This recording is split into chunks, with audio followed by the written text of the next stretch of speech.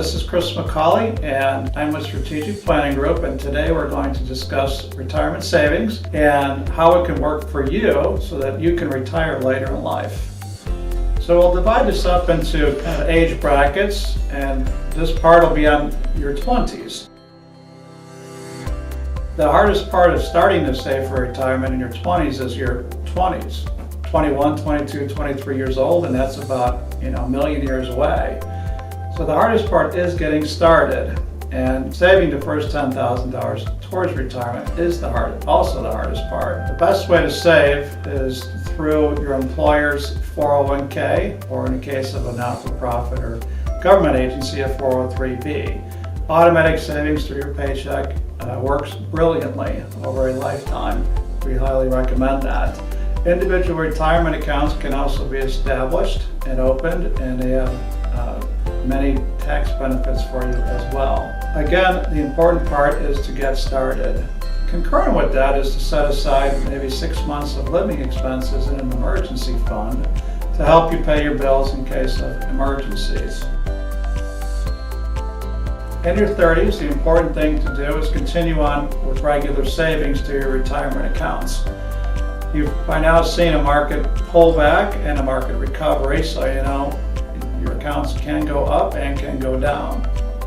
What we like to see our clients do is do the automatic savings, whether the markets are going up or down, to continue to save. We call that dollar cost averaging, or simply put, not trying to time the market. Too often we have clients who are waiting for things to get better. That's not a good investment strategy.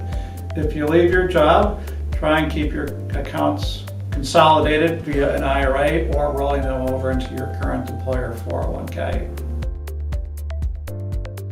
In your 40s, you're now beginning to see, we hope, a larger account balance for your retirement, and this is when you can really take advantage of the power of compounding. The heavy lifting is done in your 20s and 30s. So for instance, if now you have a $200,000 account balance, a 10% increase will give you a $220,000 account balance. If you're really good, you have $500,000, 10% increase, you've now made $50,000. Compare that to how long it took you to get your first $10,000 or $20,000. So the 40s is all about continuing to save and watching your money grow.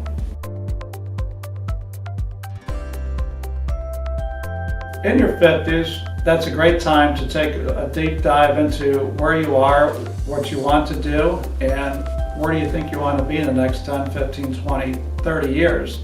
It's a great time to hire a CFP professional to do a detailed retirement plan. When we do these for our clients, we do an awful lot of modeling, including healthcare costs, and I think give our clients a great deal of assurance and confidence in what they want to do and that they can do that. Most of our clients have been great savers through their careers, and this is the point in time of their lives where, what can I do now? And I want to do a second act, and how do I get there? And can you help me figure that out? And I think in your 50s, that's the best time to be doing this. In your 60s, a couple of big considerations are, when do you go to your second act, or when do you pull the trigger to retire? And hopefully you've modeled that out in your 50s, so you have some really good options and know what you're getting into. Another big consideration is, what is your investment strategy? Because you certainly don't want to outlive your assets, and the investment strategy, a proper one, will help you through your 60s into your 70s, 80s, and beyond.